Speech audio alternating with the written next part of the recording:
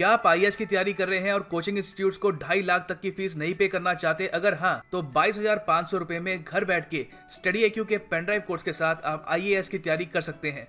आज ही विजिट करें studyIQ.com। Welcome to study IQ। आज की इस वीडियो के द्वारा हम एक इम्पॉर्टेंट चीज़ को देखेंगे कि किस तरह से हम डिस्क्रिप्टिव राइटिंग पेपर के लिए प्रिपेयर कर सकते हैं। काफ़ी सारी ईमेल्स भी आए थे स्पेसिफिक कंपोनेंट्स के लिए कि किस तरह से report writing, प्रेसी writing, expansion writing को देख सकते हैं। हम एक इंडिविजुअल वीडियो हर एक चीज़ के ऊपर देखेंगे ताकि आप वो सारे क्वेश्चंस को भी परफेक्ट कर सकें। लेकिन आज का मेन प्रायोरिटी रहेगा कि किस तरह से आपने अपने एफर्ट्स डालने हैं, आपने अपनी एनर्जीज डालनी है ताकि आप किसी भी तरह के डिस्क्रिप्टिव पेपर के लिए अच्छी तरह से प्रिपेयर हो रहे हैं। तो हम लगभग 7 इंपॉर्टेंट रूल्स को डिस्कस करेंगे इस वीडियो के द्वारा, जिससे आप अपनी डिस्क्रिप्टिव राइटिंग कंपोनेंट को एस कर सकते हैं अगर आपके पास 2 से 4 महीने की एटलीस्ट मिनिमम प्रेपरेशन ड्यूरेशन है। आप हमारी वेबसाइट studyiq.com पे जाके हमारे पेड कोर्सेज के बारे में और जानकारी प्राप्त कर सकते हैं या आप इन नंबर्स पे कॉल कर सकते हैं।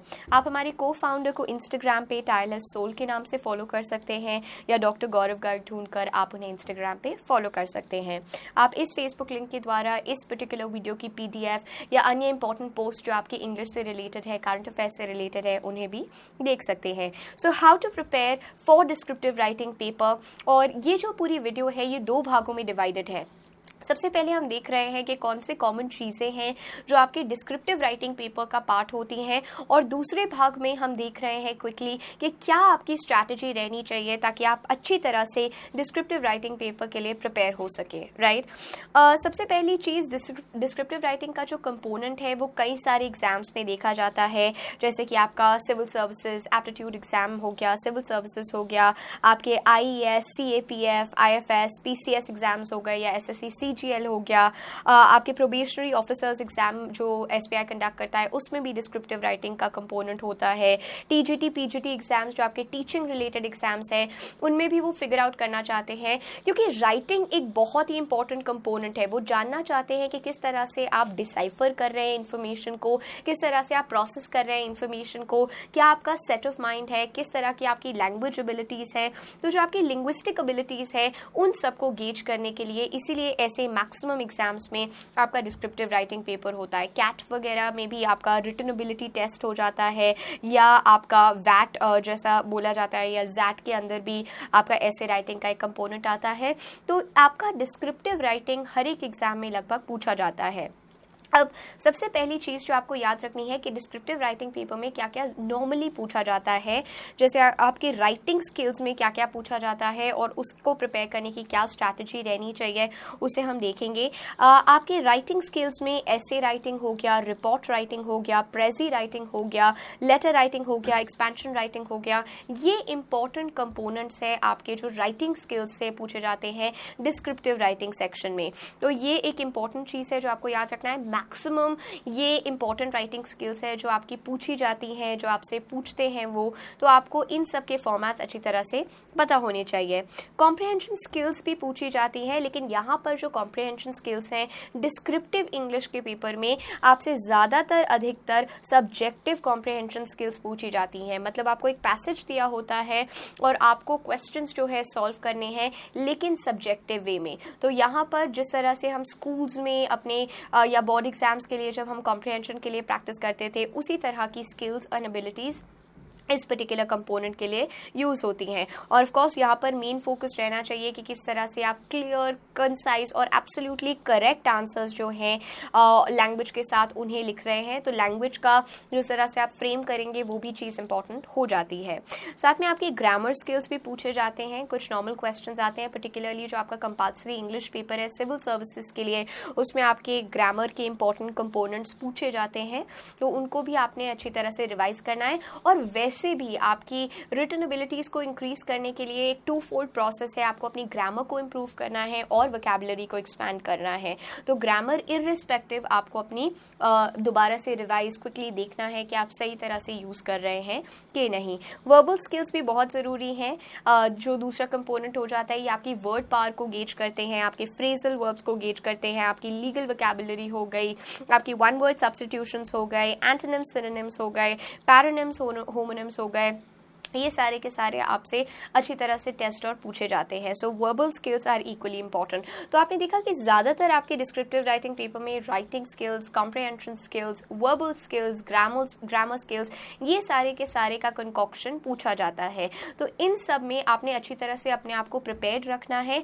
और आपको ये भी याद रखना है कि जब आप डिस्क्रिप्टिव इंग्लिश के लिए प्रिपेयर कर रहे होते हैं, इनडायरेक्टली आप अपनी इंटरव्यूज़ के लिए भी प्रिपेयर हो जाते हैं, क्योंकि आपको प्रेजेंटेशन स्किल्स आती है। जब भी हम राइटिंग की बात करते हैं तो राइटिंग में कंटेंट, स्ट्रक्चर और स्टाइल इंपॉर्टेंट होता है। और जब भी हम डिलीवरी की बात करते हैं, स्पोकन कम्युनिकेशन के बारे में बात करते हैं, वहाँ पर कंटेंट, स्ट्रक्चर और डिलीवरी, किस तरह से हम बोलते हैं, किस प्रकार से हम बोलते हैं, किस प्रकार से हम अपनी वॉइस मॉड्यूलेशन करते हैं, किस प्रकार से हम इंपॉर्टेंट ब्रेक्स लेके आते हैं बोलचाल में, कैसे हम अपने कंटेंट को बनाते हैं, किस तरह का स्ट्रक्चर देते हैं। तो ये आपको याद रखना है कि अगर आप अपने डिस्क्रिप्टिव राइटिंग के लिए प्रिपेयर कर रहे हैं, बाय डिफॉल्ट आप इंटरव्यूज के लिए भी अच्छी तरह से प्रिपेयर हो रहे हैं। अब आते हैं मेन फोकस एरिया में कि किस तरह से प्रिपेयर करना है। और काफ़ी बार देखा गया है कि बच्चे काफ़ी कंफ्यूज हो जाते हैं कि कहाँ से स्टार्ट करना है डिस्क्रिप्टिव राइटिंग को प्रिपेयर करना। तो यहाँ पर आपको याद रखना है, सबसे पहला इंपॉर्टेंट स्टेप है कि आपके फॉर्मेट्स आपके फिंगर टिप्स पे होने चाहिए।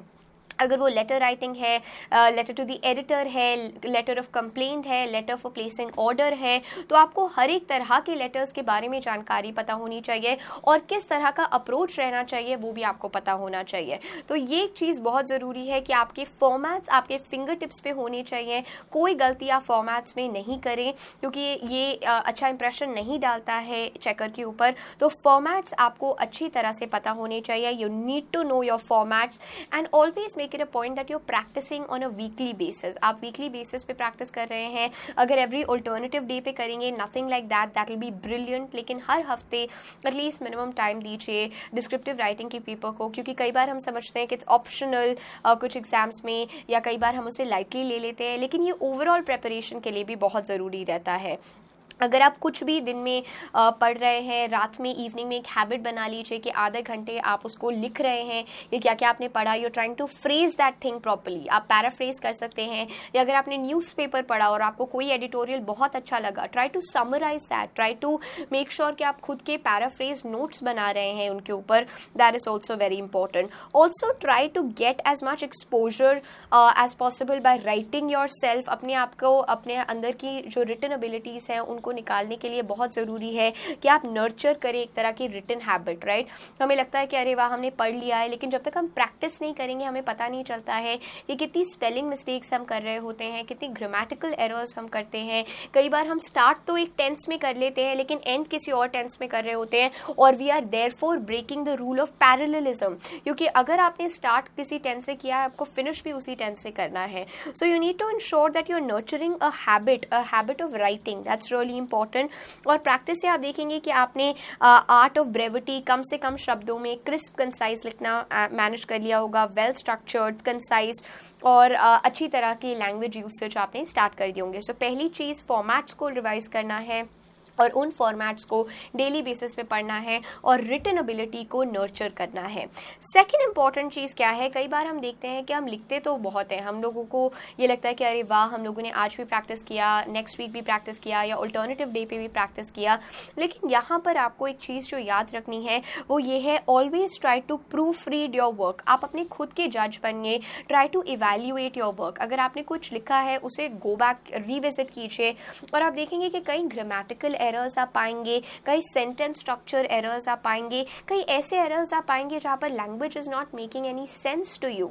तो आपका मेन टास्क क्या है, यू नीड टू इंश्योर कि आप इवेल्युएट कर रहे हैं, आप प्रूफ रीड कर रहे हैं अपने रिटन वर्क को, आप बार बार देख रहे हैं। And always inculcate this practice कि जब आप अपने रिटन वर्क को देखते हैं और इवेल्युएट करते हैं, try to ask yourself what went well and what you could have done better. क्या ऐसी चीज़ें थी, maybe you were very impressed कि आपने एक बहुत ही अच्छा वर्ड यूज़ किया, इंसर्ट किया जो बिल्कुल ऐप्ट था, what you could do better. आप ज़्यादा एग्जाम्पल्स लिख सकते थे, ग्रामेटिकली और अच्छी तरह से स्ट्रक्चर कर सकते थे, वर्ड पावर और अच्छी तरह से इंक्रीज कर सकते थे. So you need to ensure that you are trying to dig in, आप अच्छी तरह से डिग कर रहे हैं और फिगर आउट कर रहे हैं कि क्या आपने अच्छा किया और क्या आप बेहतर कर सकते हैं. So this becomes really important. Also remember कि आप अपने आप को ग्रेड करने की कोशिश कीजिए कि कंटेंट किस तरह था, स्ट्रक्चर कैसा था, स्टाइल ऑफ राइटिंग कैसा था. So always make it a point, या तो अगर आप खुद कंफर्टेबल नहीं हैं तो आप किसी और एक्सटर्नल पर्सन को दिखा सकते हैं, आप हमें भी मेल भेज सकते हैं कुछ अपने राइट अप्स जिनके ऊपर हम आपको फीडबैक दे सकते हैं. सो ensure, make it a point कि आप इवैल्यूएट कर रहे हैं, क्योंकि अगर आप प्रैक्टिस करते रहेंगे और आप फिगर आउट नहीं करेंगे कि कहाँ आप गलत जा रहे हैं, then you actually going to be practicing the incorrect thing again. So make it a point कि आप अपने हर वर्क को, हर राइट अप को प्रूफ रीड करके इवैल्यूएट करते हैं, राइट. ऑनलाइन भी बहुत सारे ऐप्स हैं, ऑनलाइन भी बहुत सारी आपकी वेबसाइट्स हैं जो आपके वर्क को प्रूफ रीड करके आपको उनकी एरर्स भी बता देती हैं. So you can probably revisit those kind of apps also. Try to incorporate the usage of the words. तो आपने अपनी वोकैबुलरी को तो एक्सपैंड करना ही है, और एक्सपैंड करते करते जब आप यूसेज देखते हैं कोई अच्छा, और अगर आपको वो बहुत पसंद आ रहा है तो try to incorporate that. Make sure कि आप कभी भी इग्नोर नहीं कर रहे हैं कि वो एप्टली फिट हो रहा है कि नहीं. You need to ensure whether that is relevant to that particular scenario और नॉट, और अगर रेलिवेंट है try to incorporate that work, right. So make it a point कि आप अपनी वोकैबुलरी को एक्सपैंड कर रहे हैं, and using that new word becomes a second nature to you. So that is something that you need to follow. Try to incorporate the words that you've learned, या फिर usage of the words that you've learned, या फिर phrases, या फिर कुछ examples. Always try to replicate, because जब आप दूसरी बार रेप्लिकेट करते हैं, that's a revision for your mind, and your mind will forever have an imprint of that particular thought. तो ये आपको याद रखना है. Please make it a point कि आप रेगुलरली अपने ग्रामर और स्पेलिंग्स पे वर्क हार्ड कर रहे हैं, बिकॉज अदरवाइज अगर आप ग्रामेटिकली इनकरेक्ट लिखते हैं या आप स्पेलिंग्स गलत लिख रहे हैं, that immediately is a red signal for the examiner. तो एग्जामिनर वैसे ही आपको नेगेटिवली मार्क करेगा. So you need to ensure that you are working both on grammar and spellings. Try to train your mind कि आपके जो errors हो रहे हैं spellings पे आप उन्हें repeat ना करें. कई बार हम देखते हैं हम गलती से जहाँ पर I use होना होता है वहाँ पे E डाल देते हैं, या कई बार कुछ common errors हम spellings में करते हैं. Make it a point that you are avoiding doing those errors. That's really important. Ban the use of these words. This is the most important thing that you need to remember. Very हो गया, really हो गया, quite हो गया, good हो गया, got हो गया, stuff हो गया, things हो गया, and हो गया. All these words are actually words that do not add meaning to our sentences, right? कई बार हम देखते हैं हम बार बार लिख रहे हैं actually the government had decided but it was very hot. तो आपका very हो गया, ये सारे के सारे words जो हैं आपने बैन कर देने हैं अपनी राइटिंग से. उल्टा वेरी की जगह आप वर्ड्स देख सकते हैं, जैसे फॉर एग्जांपल आप लिख रहे हैं वेरी एक्साइटेड, उसकी जगह आप थ्रिल्ड लिख सकते हैं. वेरी फास्ट, उसकी जगह आप स्विफ्ट लिख सकते हैं. अगर आपने कहना है वेरी अनोइंग, उसके लिए आप मे बी एग्जैस्परेटिंग लिख सकते हैं, या वेरी एंग्री, उसकी जगह आप लिख सकते हैं furious. So try to replace your words. Very is actually not making a lot of sense, तो वेरी हो गया, रियली हो गया, क्वाइट हो गया, गुड हो गया. Try to abandon the usage of these words. ये सारे के सारे जो वर्ड्स हैं इनका यूसेज आपको अवॉइड करना चाहिए, बिकॉज जैसे हम लोगों ने कहा they don't communicate anything, rather without them also your text will mean the same. तो अपनी राइटिंग हैबिट्स में फिगर आउट कीजिए जब आप प्रूफ रीड कर रहे हैं कि क्या आप इन वर्ड्स को रेगुलरली पुट कर रहे हैं कि नहीं, right. Try to make it a point कि आप इन वर्ड्स को रेगुलरली ना इंसर्ट करें.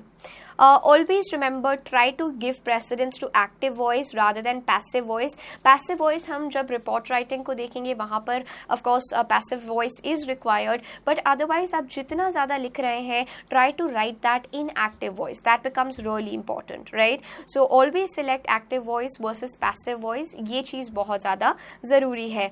And avoid bland phrases. अगर कोई चीज़ आप अच्छी तरह से कह सकते हैं तो try to use that good word instead of using simple plain words, right? So for example, if it's a hot day, you can always mention that, you know, all it was a belligerent, or if you're trying to say that all the people were very angry with each other in the parliament, you can always say that there was an atmosphere of belligerence, right? तो उसी लिए आप जितना ज़्यादा अपनी word power को increase करेंगे उतना ही ज़्यादा आपके पास वर्ड्स आएंगे, बट अवॉइड ब्लैंड, फीके जो फ्रेजेस हैं उनको अवॉइड कीजिए, उन्हें रिप्लेस कीजिए, ताकि एग्जामिनर को एक एज मिले आपके आंसर्स में और वो आपको अकॉर्डिंगली इवैल्यूएट करे।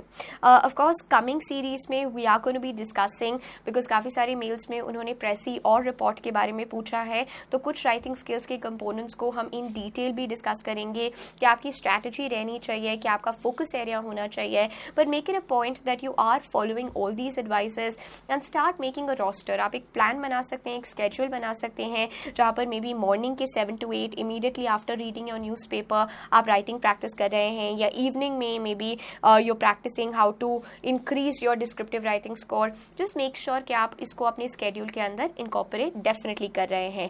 If there are any doubts or anything else that you want us to focus on, please make it a point that you're marking us a mail, या आप comment section में भी लिख सकते हैं, या आपको जो Facebook link starting में बताया गया था आप उस पर भी उन सारी चीज़ों को mention कर सकते हैं.